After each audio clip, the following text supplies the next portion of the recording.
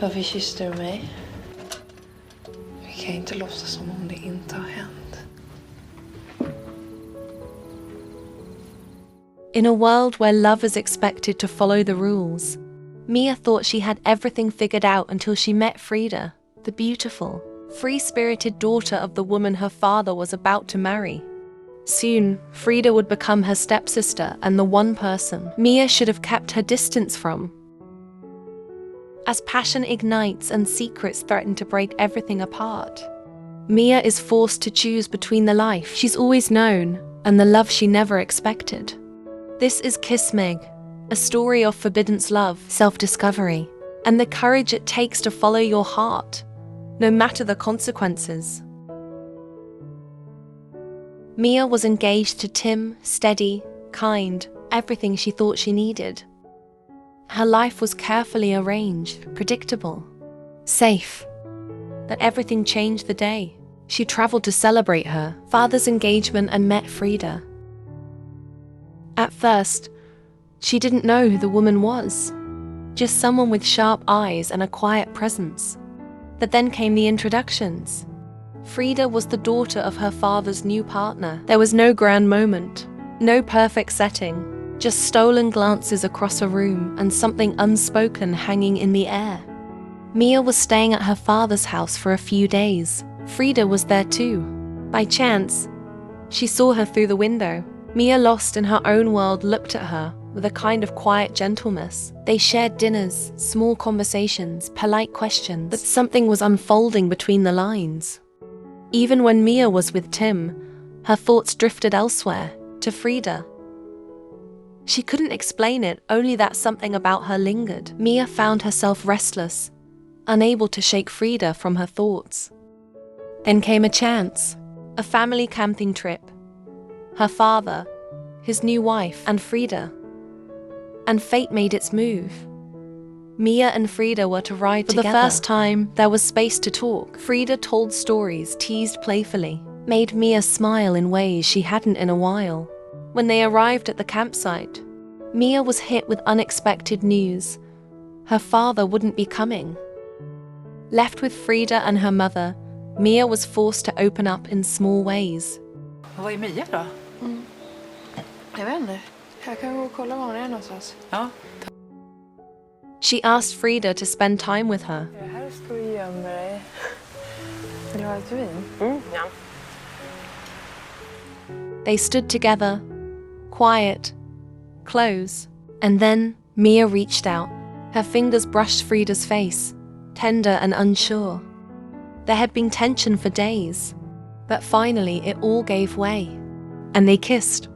It was soft, real, and for a moment, Mia let herself fall into it. But as soon as it happened, fear took over. Back home, her mind was a storm. That kiss lived in her thoughts, in her chest, but she buried it, refusing to feel it. One night, Frida came to her, and this time, Mia didn't resist. She kissed Frida with everything she had been holding back. The fear, the longing, the ache. On the ride home, Mia held her tight, like she didn't want to ever let go. The water quieted the world and they spoke freely, openly. And that night, they crossed a line they had both danced around for too long. It was passionate, intimate, beautiful. But when the silence settled again, Mia lay awake, wondering if love like this was worth the hearts it might break. It was time to go home. Mia was scared of returning to the life she once knew. In the car, Tim sat close, too close. What once brought her comfort now made her feel caged. She didn't want to pretend that that's all her world allowed. Jag tycker så himla mycket om dig, Frida.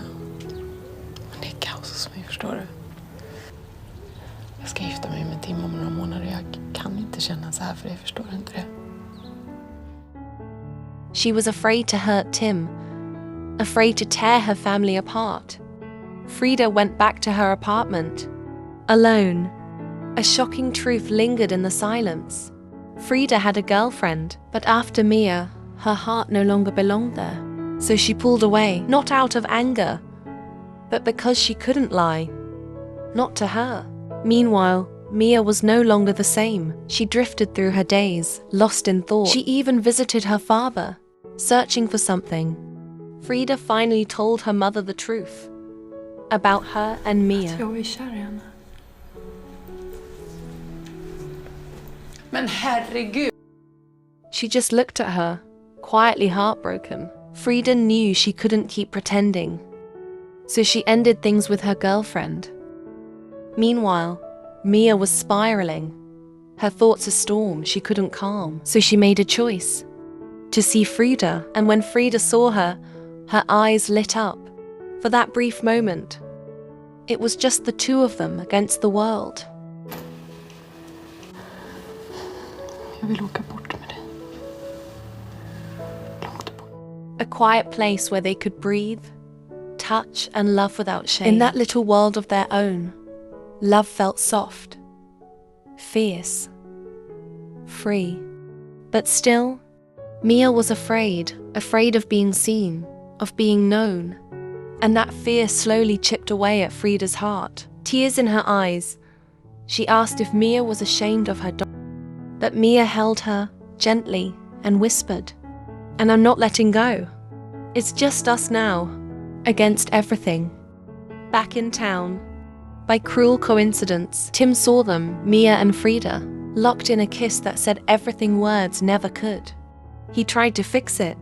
Forced conversations, forced closeness, forced love. But Mia couldn't keep lying, not to him, not to herself. So she walked away from the life she knew. When Mia returned home, Tim was heartbroken and angry. He lashed out, told her to leave. With nowhere else to go, Mia ran, straight to her father. And this time, he was there. Through tears, she told him everything about Frida. And instead of judgment, he gave her support. Mia went back, not to return, but to let go. She placed the ring down gently. It was time to stop pretending and start choosing herself. And when all the noise faded, she found her way back to Frida. Not with fear this time, but with clarity, with love. And in the end, Mia was free, and she was happy.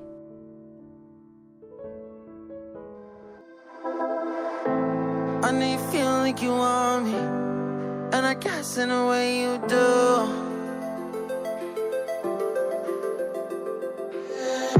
Holding my breath, unraveling emotions.